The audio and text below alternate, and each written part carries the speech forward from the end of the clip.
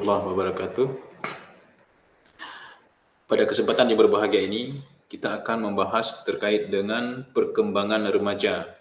Di mana perkembangan remaja itu secara umum, dia dibagi menjadi 4 pembahagian. Yang pertama remaja awal. Remaja awal itu umurnya 12 sampai 15 tahun. Kemudian ada remaja pertengahan, umurnya itu 15 sampai 18 tahun. Dan yang ketiga ada yang namanya itu remaja akhir, yaitu umurnya 18 sampai 21 tahun. Nah, karakteristik umum perkembangan remaja itu, ya ini perlu kita pahami ya, kita pernah mengalami masa remaja, kemudian bagi orang tua juga sudah mempunyai anak-anak yang sudah beranjak remaja, kemudian bagi guru, khususnya guru-guru yang sudah yang mengajar di usia anak 12 sampai 15 tahun, SMP dan SMA khususnya, ini tentu harus memahami kondisi para remaja tersebut. Nah, di sini karakteristik umum perkembangan remaja itu, yang pertama dia ada yang namanya kegelisahan, kemudian ada yang namanya pertentangan, menghayal, aktivitas kelompok, serta keinginan mencoba sesuatu. Karakteristik ini harus kita pahami supaya kita mampu beradaptasi dengan kondisi para remaja tersebut dan kita harus mampu membimbing mereka supaya kegelisahan ini bisa kita kontrol, pertentangan ini juga bisa kita kontrol, menghayal ini juga bisa kita kontrol, aktivitas kelompok juga demikian. Kemudian keinginan untuk mencoba sesuatu. Ini perlu sekali dipahami oleh para guru, para orang tua dan semua pihak terkait supaya para remaja tersebut tidak salah dalam menerapkan aplikasi-aplikasi ini. Kegelisahannya tidak salah, pertentangannya tidak salah, menghayalnya juga tidak hal-hal yang salah. Aktivitas di kelompok juga bukan kepada hal-hal yang salah, demikian juga dengan keinginan mencoba sesuatu. Baik, kalau kita lihat pertumbuhan dan perkembangan fisik remaja, itu ada yang namanya pertumbuhan dan perkembangan organ reproduksi. Ya, pertumbuhan dan perkembangan organ reproduksi. Kemudian ada yang namanya pertumbuhan tinggi dan berat badan. Kemudian ada perubahan suara, berikutnya tumbuh jakun, kemudian peningkatan produksi kelenjar minyak dan keringat.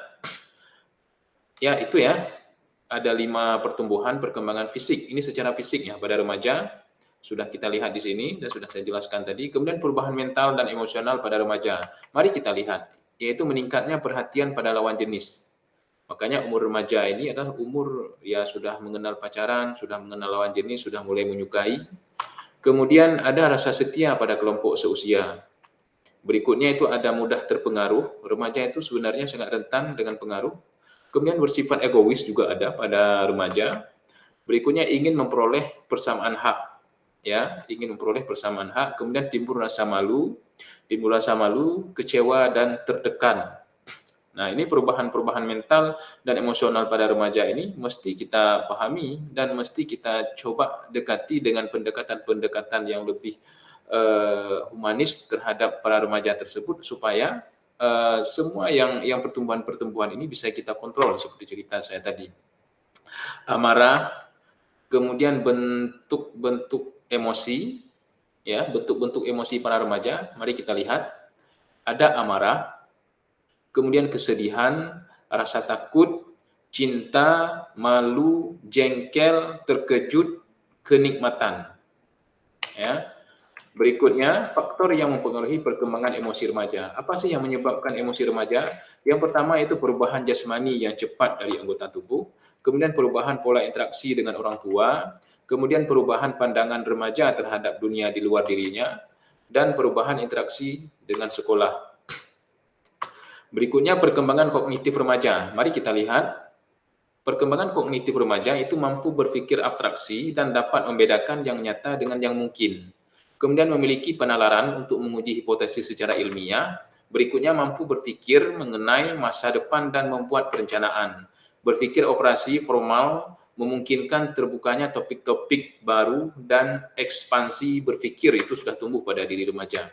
Selanjutnya kita lihat perkembangan sosial. Bagaimana perkembangan sosial pada remaja? Bahwa perkembangan sosial pada remaja itu berkembang kemampuan untuk memahami orang lain. Ya, dia sudah mampu memahami orang lain.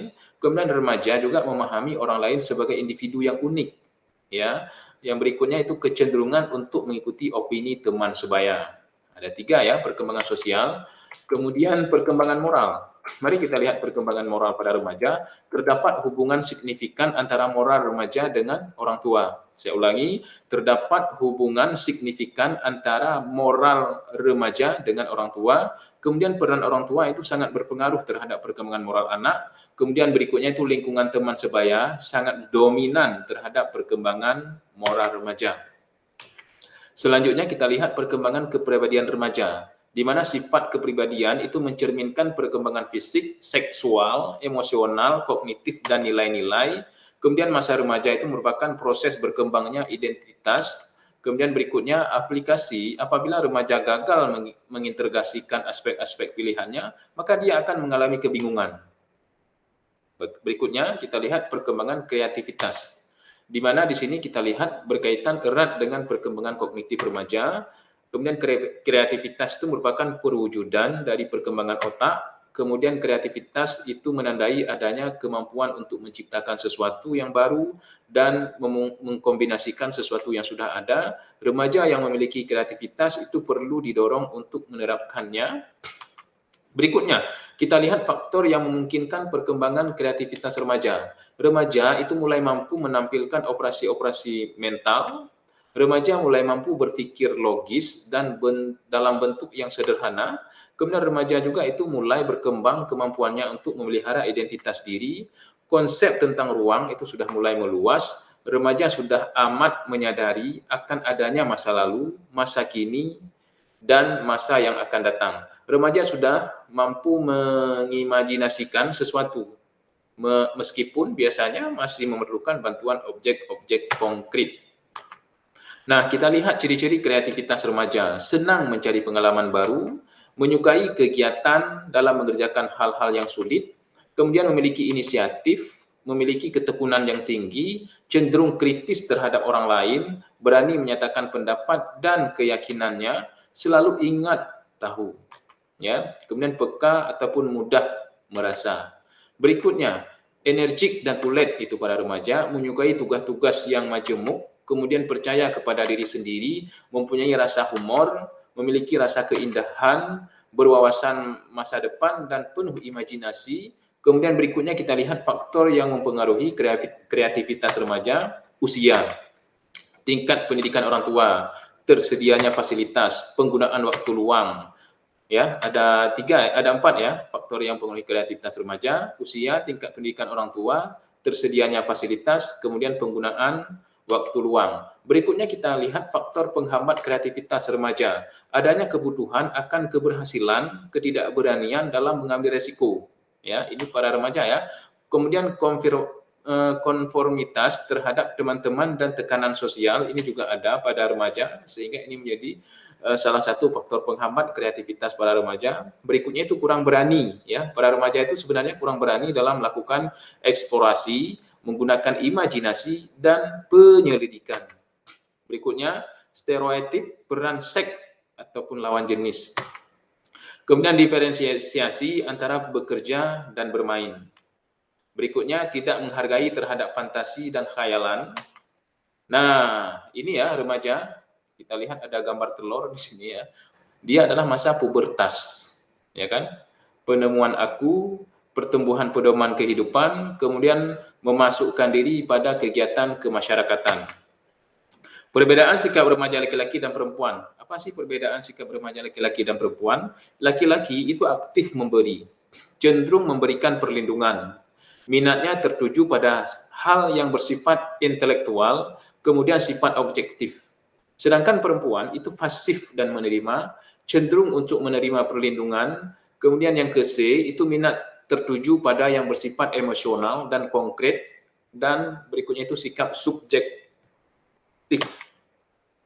Nah, tugas perkembangan remaja itu mampu menerima keadaan fisik berikut keragaman kualitasnya, mencapai kemandirian emosional dari orang tua atau figur yang mempunyai otoritas, kemudian mengembangkan keterampilan komunikasi interpersonal dan belajar bergaul dengan teman sebaya atau orang lain, kemudian menemukan model untuk dijadikan sebagai identitasnya, memperkuat self control atau dasar skala nilai, sikap, prinsip ataupun falsafah hidup, dan berikutnya itu mampu meninggalkan reaksi dan penyesuaian diri. Kita lihat lagi cara menghargai anak yang beranjak remaja. Ini tugas kita sebagai orang tua, kita sebagai guru, kita sebagai pendidik, kita sebagai masyarakat terhadap remaja seperti apa cara menghargai anak yang beranjak remaja. Selain jadi orang tua atau guru, kita juga harus bisa menjadi teman dan sahabat untuk mereka. Jadi kita perlakukan mereka juga jangan seperti anak-anak yang terlalu kecil, tetapi kita harus memperlakukan mereka layaknya sebagai seorang sahabat, tapi tentu dengan batasan-batasan yang tidak boleh kita lewati ya. Kemudian beri kepercayaan pada remaja untuk menyelesaikan setiap permasalahannya. Jika ada masalah, jangan melulu kita yang selesaikan. Memang kita bisa menyelesaikannya, tetapi kita coba beri kepercayaan untuk dia supaya dia bisa menyelesaikan terhadap permasalahan yang dihadapi. Kemudian berikutnya itu beri kepercayaan pada remaja untuk bisa melakukan aktivitas sesuai dengan kemampuannya. Oke, thank you, terima kasih. Demikian paparan saya pada kesempatan yang berbahagia ini terkait dengan masalah perkembangan remaja.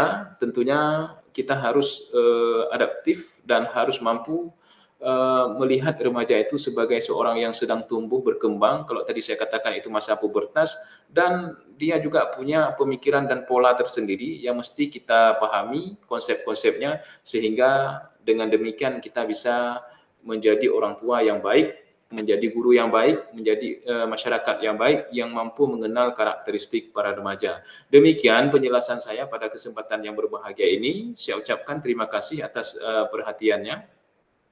Tentu kita semua mesti paham bahwa para remaja itu menjadi tanggung jawab kita bersama.